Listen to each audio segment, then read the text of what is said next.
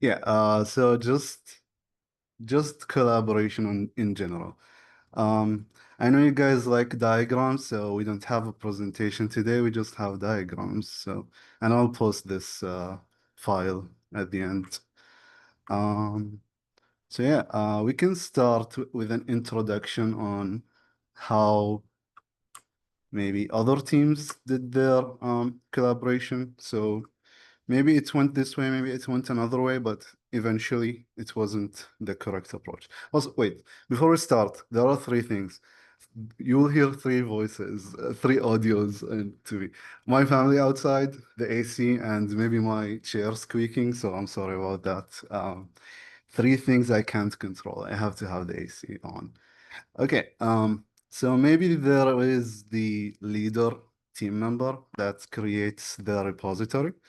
And then we have the other team members that maybe some will fork it, some will clone it into their system, another will clone it and then fork it. They'll do their work on their local systems, and then they would send their work or what they changed to the leader. And for example, team member two sent the link to his forked repo with the changed code.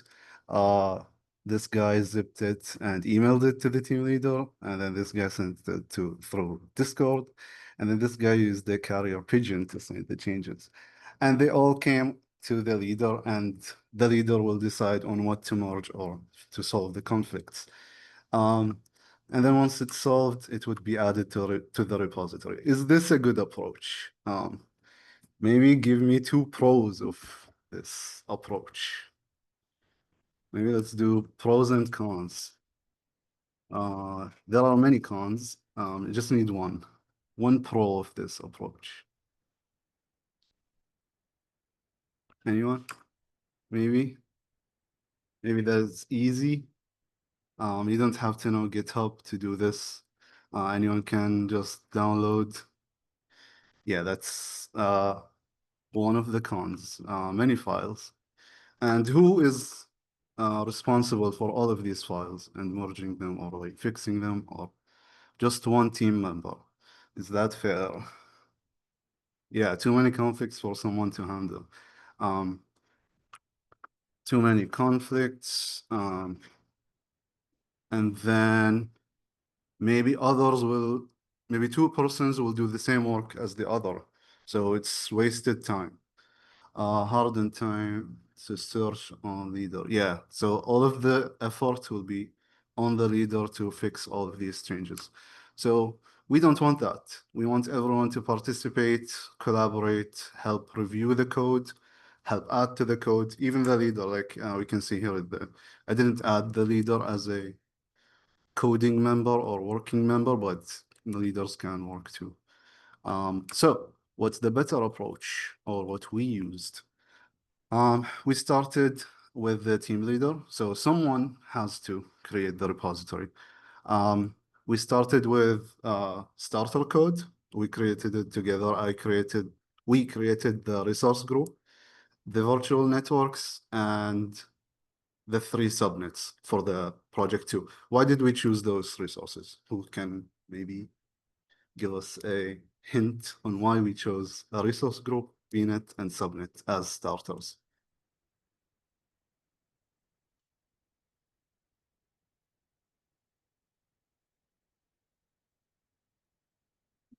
Because, do I say it? Yeah, everyone needs them. Most of the services will need a VNet, and maybe you can put them inside a subnet. All of the services will use a resource group. So that's how we decide, like, hmm, what needs, what's needed the most, and I can add it to the starter code. So we'll add it to the starter code. So now anyone can work on anything. So I don't have to wait for someone to create the resource group so I can work on an app service, for example.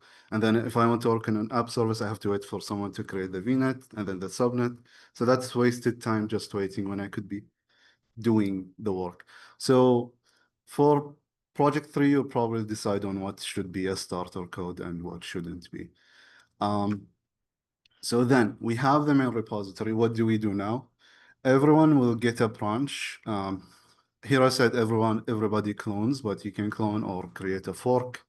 Um, but eventually you'll create a branch. When you branch, you're adding something. You're branching from the main repository, which means you're getting a copy of it, and then you're adding onto it stuff. For example, team member two is creating the branch infra. So I'm guessing he'll create the infrastructure, the main infrastructure. And then the blue guy is created a branch and it's named containerization. So branch names should refer to what they will, what you'll add or which features you'll be working on. And then we have an Ansible playbook branch and then a front-end redesign branch. Is this needed? We don't know. But we don't know their projects. Once they're done, once they're done with their branches, we're at this point. Let me use we are at this point here. Then to merge their changes, to add their changes to the main code, they'll have to do a pull request. A pull request is politely asking the team to add the code to the main branch. And it includes code review. So once you've made your changes, you'll assign some people, maybe one person, maybe two, to review your code. If there are any issues, maybe they'll comment, maybe they'll ask you to change something, or maybe they'll just approve it, or maybe you'll get rejected. So it's fine. Do not take code reviews personally. It's just for uh, it's the team deciding on what best fits the project. So if your code maybe is not written how the standards are decided on. So if you are using Java, you're probably using camel case naming. So if you use snake case like in Python, maybe that's not something, maybe that's just a change requested. Maybe you'll ask them, oh, change the function names. Oh, it's the same example I'm talking about now. So this person had his after the code review, the team decided, or a few people decided that a change is requested. So this member added a new commit, updating the function names, and then it got accepted, approved by a few members. These guys got accepted immediately, and then this guy got rejected. Maybe the feature is not in line with the project's policies. Maybe there was no need for a front-end redesign. Was that in the requirements for project two? No. So it was a bad choice from this team member, and maybe they should have been warned, but maybe there's no reason to reject it. Maybe you can approve it just to add some contribution. Now since they have been approved, they get merged. Their branches get merged into main. Now this is the main branch, and this branch will have this new main branch, well, not new, this merged branch will have these features: the infra, the containerization, the Ansible playbook. So now what happens next? Now we branch more. We start working on other stuff. So team member four is working on, uh, they created a new branch, so they'll work on something new. And then we have another branch by team member one, so they'll keep working on something new. And this repeats. So branch, pull request, code review. Is it good? Approved. Okay, merge it, move on to the next thing. So this will be the life cycle of of GitHub teamwork. Okay, I was supposed to explain it in this slide or frame, but here I'm adding like more notes. Maybe it would be good to read when I send you the link. But yeah, I have these sections. So I have here a new feature means a new branch. Fixing something means a new branch. So most of the time when you want to change something, you'll create a branch. Do not work on main branch directly. Okay, I broke this rule because I was fixing something in our so when you want to break this rule, make sure you have everyone's agreement. Why would you branch again when merging to main? You mean here after this? Yeah, so each branch will eventually have an end goal, and the end goal of for example, this branch, the blue one, is to create containerization. Maybe it's to create Docker files. So it went through pull requests, code review is good. Um, it was approved. So now we have Docker files here. Do we still need to work on that branch? No. Let me see. Can see. Do you still need to work on that branch? No. You can delete it or you can keep it for archiving, or maybe you want to keep it to show your work. But yeah, that branch is done. So maybe now you want to work on something that has to do with containerization, but not Docker files. Maybe building the images, maybe pushing. Yeah, I'll create a new branch to push the images to Docker Hub. And it doesn't have to be this way. You can say, for example, containerization and pushing. So it's up to you. There's no like one rule that you have to follow. And Ahmed says, I think we all did work on in main branch. I think everyone did, so that's fine. Don't worry. And that's why we have this session, because you should not be working on main directly. I'll show you the branching like graph, and it looks so nice. Like seeing main goes up and then it has branches coming out of it. So nice. Um, Branch names should relate to the feature it is for. We mentioned that. You can create branch from main or from another branch. Yeah, so you don't always have to branch out from main, but it's good to do that. Maybe you don't want to wait for containerization to merge. Maybe you approve of the changes they made. So you can merge from this branch. After branching, should we set a time frame for members to finish their work?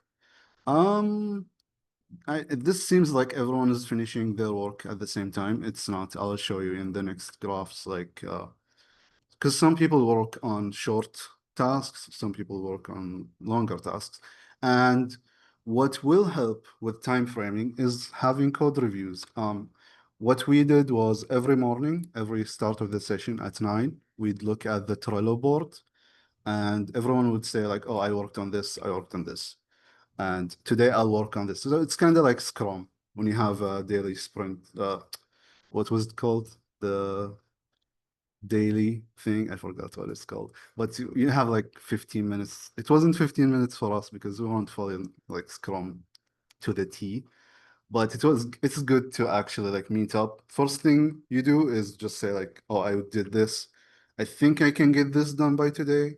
And then after that, I'll do this. If you don't know what you're gonna do, it's fine. You can say like, I'll work on this for today. So that's kind of like how to prevent like time framing people into a certain time that they may need more time for. And you can assign an external code reviewer. You mean outside of the team?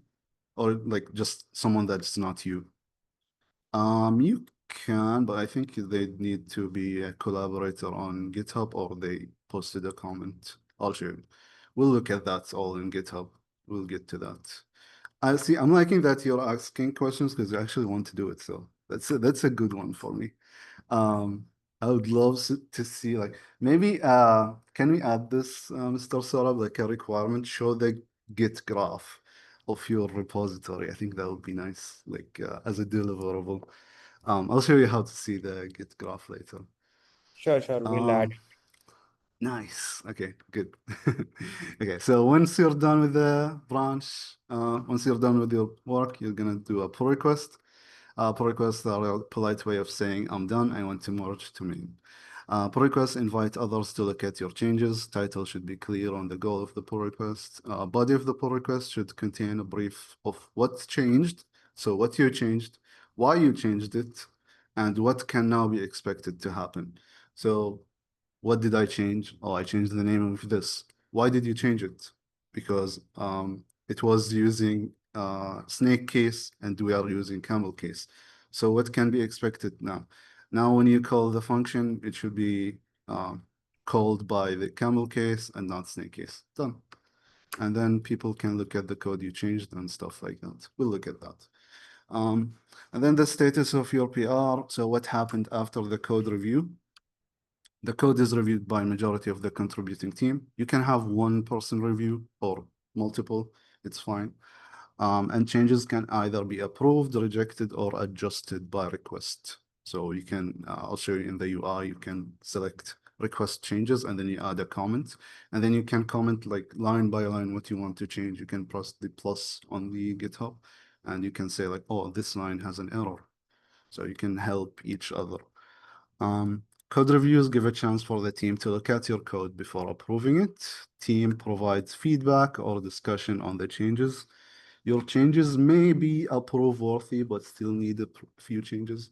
I did this mostly with our team. I said, yeah, I'll approve it, but change this. So maybe when it's a small change or yeah, when it's like it's approvable, but needs just a tiny change. So it doesn't make sense just to wait for that change to come.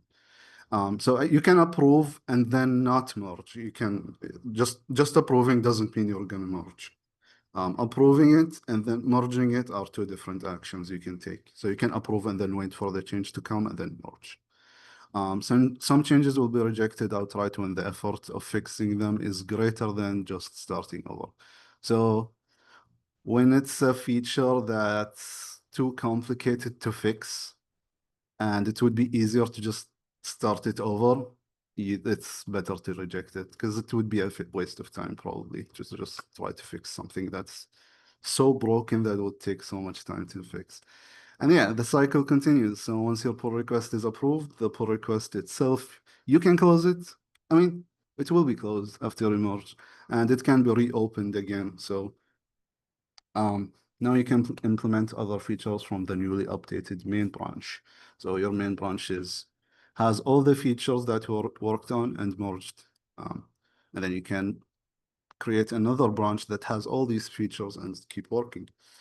So yeah, let's go to I don't know what you call them, frames, slides, but yeah.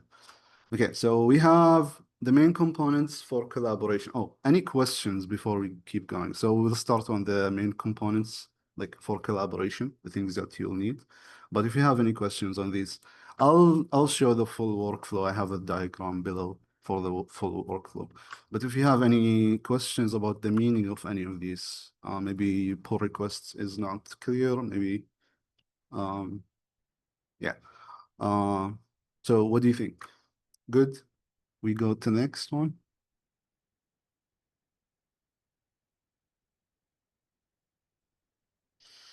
All good. Okay. Okay, so we'll start with the main components. Well, the repository. It's where you'll store your code. There's a limit of 5 GB on the repository. That's why we don't store node modules folder in it. Because imagine we have the folder for the front end, folder for the back end, and they both are, for example, node. And you did npm install, they'll have like both node modules folders that are like, they can get to like 2 GB. Even for small projects, I had one small project and it was 1 GB with React and Next.js and stuff like that. So it takes up too much time. That's why too much space. That's why we just keep the package.json and then download the packages we need from it. I like this last point. The repository should be the source of truth for the project unless there are requirements against that.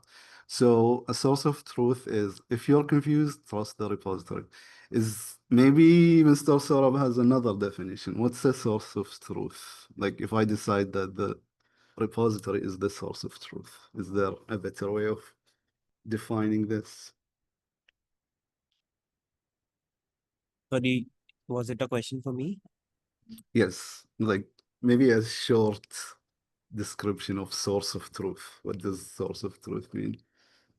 Okay, so single source of truth, why we say a Git repository as single source of truth? Because um, like whatever you push to your Git repo, especially in the main branch, like the name could be anything, but in the main branch, goes with a very stringent process of review, like code review process.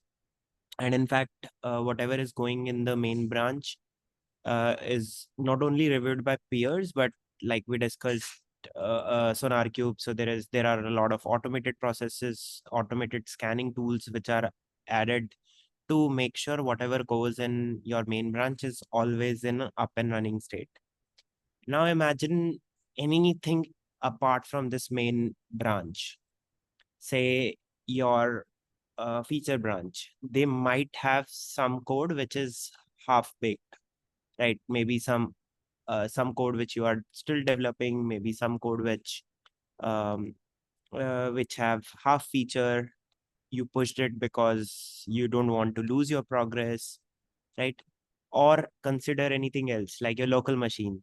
Local machine, maybe something happened and you lost your laptop, or maybe your laptop got crashed or got stolen, right? You cannot consider anything else as your source of truth. So that's why your main branch, or a branch which you call main, is always considered as single source of truth. Apart from everything else, there is a chance that it might not have right code or it might lose, but a repository with main branch is always the starting point. All right, because it's so thoroughly checked that you won't add something to main unless it's like correct and working error-free. So you know everything that's on the main branch is the source of truth, is always right. So that's why we say it. Thank you, Mr. Sir, for the addition. Um, Another component for collaboration is branching. Um, so these are the branches in the GitHub UI. This is the Terraform um, repository, and you can see all these branches, like people creating new features. So for this one, plan, valid, nested, no, I don't know what this means. Provider functions, provider resource types. So you can see people working on features that maybe in later versions of Terraform, you'll see them as standard features.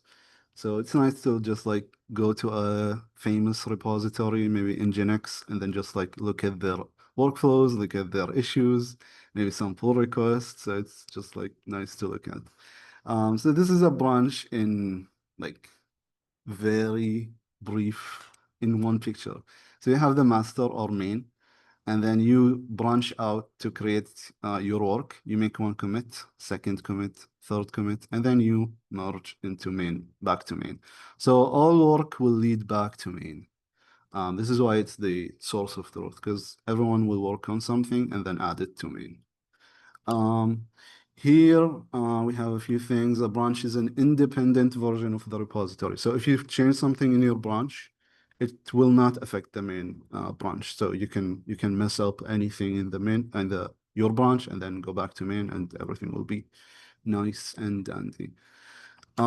Except for the main or master branches, all other branches come from another branch. So only this master or main doesn't have a parent branch because it started everything. And then everyone, every new branch is branched out from something. Because you can have another branch like coming out of this. Um, and then this would be a parent branch, but only main and master don't have branches, parent branches. Um, and then this is just extra information. Yeah, a change in branch B will not affect branch A unless you explicitly make it affected, like if you merge them. Each branch should have an end goal because this work is doing something. And you only merge when the thing that it's doing is fully ready to be added to main. So this has an end goal. That's why I said like you can close them because they uh, they finished their purpose. So we'll look at some uh, commits. So this is one of my repositories. This is the main branch. You start here from old, like this is the oldest, like bottom is the oldest, and then you go up. So this is the most recent commit. If it's purple, that means it's the remote branch. So my remote is ahead of me. I am currently at this commit, but my remote branch has all of these. So this is the boring main pusher. I push everything to main. This is a branch only I work on, so it makes sense to do everything in main. I'm not collaborating. Um, let's see the next person. The amazing branch pull request merger. This guy only creates a branch. Once he's done, he'll create a pull request, and then the pull request will get merged. And this is what our graph looks like for our team. So you can see like at the bottom, this is where we merged, and then this is a commit for the starter files for the project. And then you see everyone branched out. Everyone created a branch from them. Um, that's going out. Rashid added vm.tf. I asked, he made a pull request and I asked him to make some changes. He made those changes. And then let's follow this. And then the branch got merged. I think he made a different, yeah, I think he made another branch to fix the changes, and then I merged it back to main. So you can follow the story of each branch, and then at the end they'll probably merge back to main. So it's always nice to see these graphs. They just tell a story of how the project evolved. And like I said, it goes from bottom up, so you can see. Yeah, amazing graph. True. So we have another level to this, but we will not get to it. And it's just this. I don't think I've ever seen a project like this. Um I got this image from Reddit. I don't think I don't think yeah, I don't think I've ever seen a project like this, but this is probably like one of the community projects that people work on, and then like this branch has this branch coming out of it, and then somewhere it gets branched out. So it's a cool graph, but it's creepy, too much information. Okay, issues. So this is the UI for the issues on GitHub. This is the Kubernetes repository. We have a few issues. You can see the name, the title of the issue, and some labels. This needs triage. This is about testing. And then each title will tell you like what this issue is about. Um, we will, I think it will be required that we use Trello or Jira. So we'll use Trello. The way we used it, we used Trello to make quick to-dos, like something that I want to write quickly that I want to do for later. And yeah, it was just a nice way of writing things. I think it's at as a minimum, I think I would have 4 boards. So this is the backlog. So this will have all of the not just the sprints uh backlog, but everything that I want to do maybe like for later. And then I'll have like what I'm currently working on, and then the testing, which is like I'm done with it, so I'm now testing it. And then if it's done, we'll move it here. So the way we used it was just use name and then slash and then what I'm working on. So this is what we reviewed every morning just to look at I'd look at the board, maybe take something from here. Um, if there is a task that with nobody assigned, but I wanted it to be achieved, I just put take me, so anyone can take this, rename it to their name, and then work on it, move it to done. And then this is team. This is things we'll work on as a team together.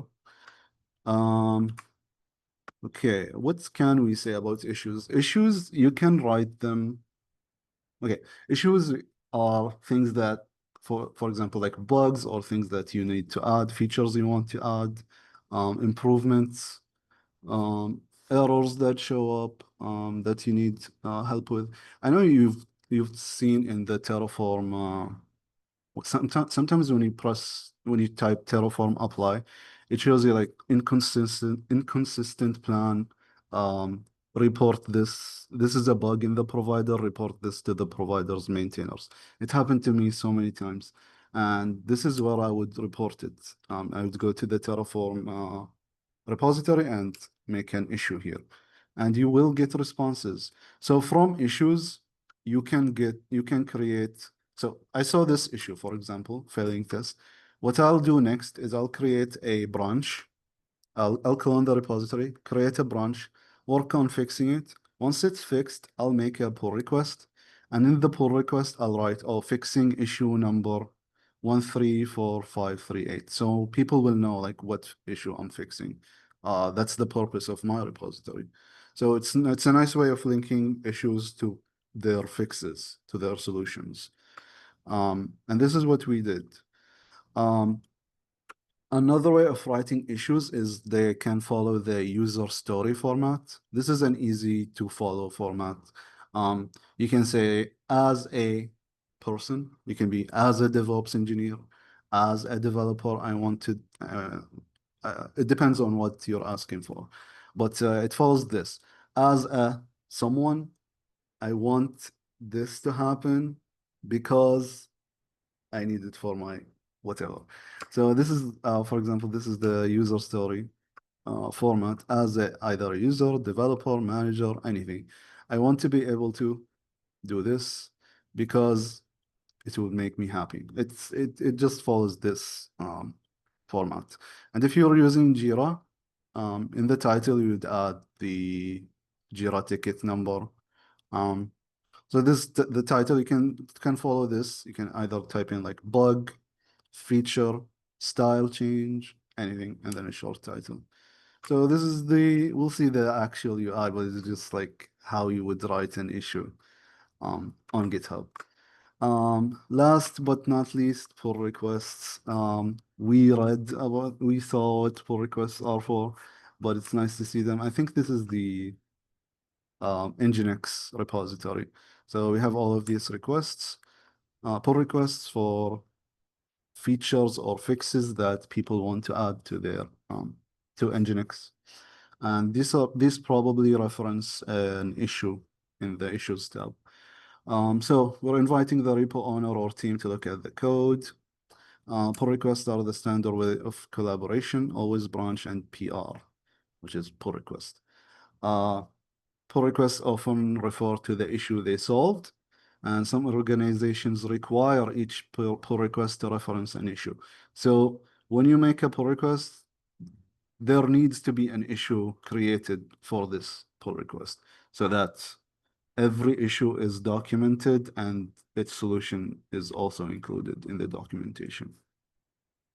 On GitHub Actions, the workflows, you can add a on pull request. So if a pull request happens, and then you can like run tests like syntax validation and stuff like that, just quick tests to validate the pull request.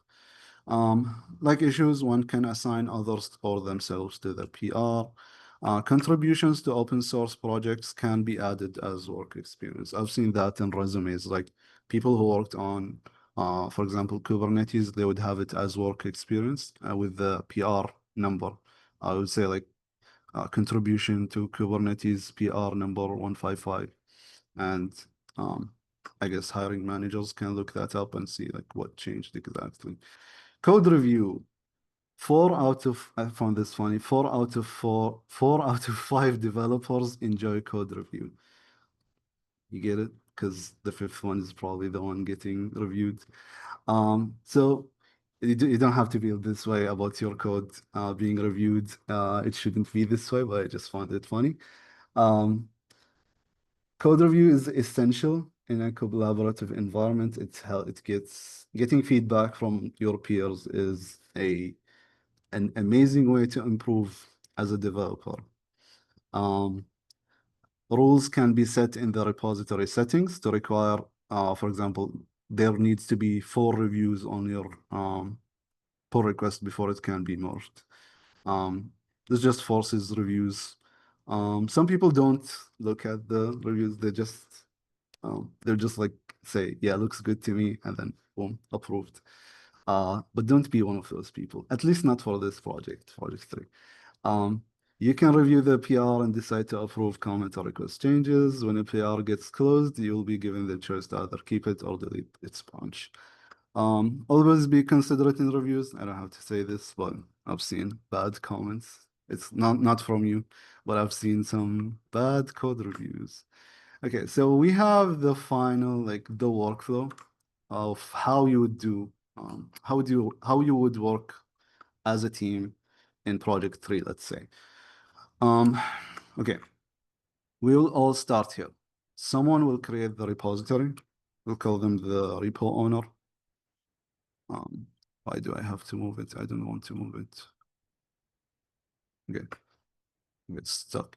Okay, we'll start here. Someone will call the repo owner will create a repository with starter code. You can decide on who that will be and what the starter code will be. And they'll push the starter code to main branch. The other team members, they will add Trello or Jira cards with like some consistent format of things they want to do. For example, I want to work on the VM. I want to work on the deployment of Kubernetes. I will create the AKS cluster. So you can do that on Jira. And it's nice to have one place for them just to, as a reminder for yourselves and to have things to work on. And then each person will create a user story in the issues and will add it to the GitHub repository. From the GitHub repository, each person will pick an issue, which is like the stuff that were added by here in this step. Each person will pick an issue, create a branch for it, work on it. So even the leader will work on this. So anyone and everyone should be collaborating, if not with coding, with something else, as long as it's a meaningful contribution. As you can see here, the timeline is different for everyone. You're not gonna have one timeline where everyone is done at the same time. For example, team member 2 is done. Their pull request was created. It was reviewed by team member 1 and 5, and it was approved. Team member 1 had his code done late, and the changes were rejected. So the merging was denied. Team member 3, I guess, had his review done by 2, 4, and 5, and there were some changes requested, and maybe just like resolve the merge conflicts. And once that was done, in the second code review, they got approved. So at the end, what happens is everyone will be at this point, or maybe some before others. What do you do next? You go back to the Trello board. You can add more tasks, like maybe from working on something you found like, oh, I can add this feature. I can add this to the Trello board so I can do this feature. You'll go back to the Trello board until it's empty and everything is done. So you'll keep repeating this process, and then this arrow is going like we're merging back to main, so that all the features that came from the first step here are here, and then you can work on stuff again and again. So this is the main workflow that you will follow. I'll post the link to this like entire workflow. If you do not, you'll have time now from like I think 2 weeks to work on this. If you don't have like a spare GitHub repository, I made this. It's an issue fest. What this means is this GitHub repository is full of issues. You can clone or fork it, work on issues. I already have people like outside of this bootcamp like working on it. I have so many issues. For example, if you know Python, if you know Java, if you know JavaScript, you can go to Python, for example, and see this calculator. Some issues are commented, like, oh, bug. It's backwards substitution. It should be A minus B. So you can make an issue or check the issues if it already exists, and then create a branch, fix this issue, and then create a pull request. So let's look at the issues while we're here, and maybe some added comments. We have a comment here. So this this issue is created in a user story format. As a security engineer, I want to secure password hashing so that user passwords are protected from random. So you have the current behavior. This is all This is all AI, thanks to AI. So I didn't create all of this, but just nice. So this person wants to work on it. Do I know this person? No. Krishna Jindal. But he wants this assigned to him. So what do? He wants to work on it. I go to assignees, okay? We give Krishna the job. And then I tell him assign or her. I'm not sure if Krishna is in. Assign. And then I can either close it when it's solved or just comment. Just tell them that it's assigned. And then they can work on it. And then once they work on it, they will check the pull requests and they'll have it something. Yeah. So we have all of these pull requests. Let's see. Okay, no description. I'm not gonna bother. Um, okay, see this person corrected 17 typos for clarity and professionalism, verified markdown renders correctly, checked for additional typos. How do I know what changed? I just go to files changed. And then he will see what he changed. Documentation, changed to documentation. This document describes the authentication. So it's just like fixing typos and stuff. It doesn't have to be code. Um, so we like this. We like this change. What do we do now? We say, thank you, Sanji Disk. Approved and merged. I think I need to do the review. Yeah, I'll go to the files changed and then press on review changes. You can press this once you viewed the file, click on viewed, and then you'll review the changes. Thank you, approved and merged. So you approve it, or you can request changes. So I'll approve it now. Okay, no conflicts here. So the things he changed or she changed do not have any conflicts. I can merge. Confirm merge, and then done. Sanji Disk has contributed to our repository. And if we go down here, you can see in the contributions, we have Sanji Disk as a contributor. And then we can check the commit history, and we have the pull request added. Sorry, I didn't see Farhad's. We're working on Terraform, so would the members make sure the code is working before opening a pull request? And without creating many resources in Azure, running Terraform plan is not enough something. It runs okay, but when running apply errors. Oh yeah. When you do apply, it's different than plan. Yeah, because sometimes when you plan something, it will say like, yeah, everything looks correct. Um, how you test the code? Okay, let's see. For example, this. I want to see if this was corrected. So this, maybe someone else. Um, I fixed the typo in validator. How do I verify that this was fixed other than this? I can go to VS Code. On VS Code, let me see, where is my issues first? What's his branch name? It's fixing typo. So I can go to VS Code. I have so many changes here. Let me sync the changes. Okay, you press this, it's for the branch, and then here you can find the branch that was doing the fixing. So fixing typos, urgent typo fix. Is it this? Oh, I think because it was forked. Maybe I need to fork, maybe I need to clone. But since you'll all have like the same repository, you won't have this issue. But you can browse the branches from here. Maybe I need to refresh. Fixing typo. One last check. Okay, never mind. But you can see all the branches that are made here. For example, if this is, oh, this is adding monitoring. No, that you will not test. So Maram is asking, will the test will be on the main repo. If it's for the applying, you can still test on this branch.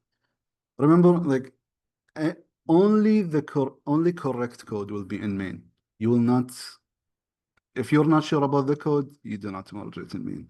So you can still do the testing. Yes, if you plan, you can still apply and then delete after. That's the power of Terraform. If you're talking about Terraform, like if I have Terraform now and I want to merge it, I can apply I can type Terraform apply and see if it actually applies or if there are any errors. You don't need to merge based on the plan. You can, but maybe applying is better. Or maybe you can create a different Terraform state that you use just for testing. Uh, yeah, you can update actually, Maram. If someone makes it, if I branch, let me do this here. If here, if, yeah, so, okay, let's say I'm the purple guy, okay? And we all branched from main branch. And then team member two got his pull request created, reviewed, and approved, and then it got merged. In here, when I'm in my VS Code, I will see here that, oh, there are some updates, and then I can do the update and pull the changes that yellow made without merging my branch. So you can keep your branch up to date without merging it. Yeah, you can apply and destroy. That's the beauty of Terraform. You can test any way you want because you can reapply. So your branch can be also, yes, yeah. Because if you merge, you're adding it to main, and now since the yellow, let's see, let's say that this is yellow's changes, and they got moved to main. Now your main is old, right? Your version of main is old, so you'll get a notification in VS Code, or you can just do git pull or git status, and it will tell you, oh, there are some changes you need to make. There are some changes that you need to pull. Sorry. So you can always keep your branch up to date. Okay, good. Yeah, I'll post this not slides, but illustration of diagrams. I'll post it and I'll post you the link to this. If you want to try it, you can like just to try maybe fixing stuff, maybe because there are some issues that I did not comment. For example, there are some scripts, maybe the backup. Yeah, like we are DevOps, this is our thing. There are some issues. So I put some hints. It may contain maybe space checking issues before you back up. Maybe you need to check the space. Do you have enough space to back up? Maybe some cleanup after it's done. Maybe the path handling is this. So you can find the issue, and if you like say, oh, it's in this line, I'll create a I'll create an issue for it, and maybe we should do this. Okay. I'll just create a quick issue. I'll say like line 17 is wrong, for example. Title. Um, I don't know. What do we name this? Well, let's put um, location of issue. I'll just put the path of where it's at. Okay, it's this backup in the backup script. Um, line 17 in this. You can check the preview. I added this because it turns what's inside into code-ish. It looks like code. It should be make the it's not correct, but I just want to make the issue. Typo in backup script. Or I can say as a DevOps engineer, I want my scripts typo free without typos so that I can so that they are more readable. And then I can type the location of the issue. I can create it. Now someone else can make a branch fix this issue, or I can assign it to myself. Or if you add collaborators, you can assign people to them. I'll show you if you go to settings and then collaborators, I think it will tell me to, authenticate. If you authenticate quickly, if you are quick enough, like me, you will, okay. Where's GitHub? Okay, so you can add people here. Just give their username. I forgot yours. I know Abdul Ilah. Anyways, he's somewhere here. So I can invite them into the repository. And then when you invite people, you can assign them pull requests or issues, and they can also merge. There's a thing with pull requests, like we had this rule that if you open the pull request, you do not merge it. Someone else has to merge it so that it's guaranteed that someone looked at it. I think this is it. So any questions before we go? This was the whole thing. Like I said, I'll post it so that you can look at it, maybe read the notes if you want. And I think this will be helpful when you start working, just like the workflow and stuff. So if you have any questions, please let me know. Sorry it took too long. It should have been 30 minutes. But is everything clear, or is there um like an issue somewhere?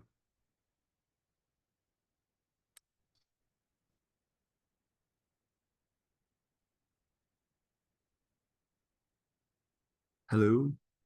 Hello? Okay, Any questions from anyone? I guess, yeah, it's all clear. Everything is Thank clear. you. Thank you for listening. Thank you so much for delivering this, Ali. Thank Appreciate you. it. Thank you. Very well Okay. done. If you still have questions, like you can WhatsApp me, or we have the group WhatsApp or Discord. And if I think when we start the project, you'll have the questions. It's like, what do we do now?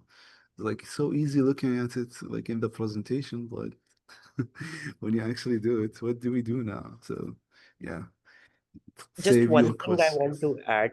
Uh, Sure. just one thing I want to add. Like Ali showed you that okay, we have like you create user stories or issues in Jira, and then he mentioned that you can create it directly into GitHub also. In real projects, like usually we don't duplicate, like we don't manually create two different issues at two different places. Rather, it is integrated. Okay. So the integration between Jira and GitHub is very straightforward and simple.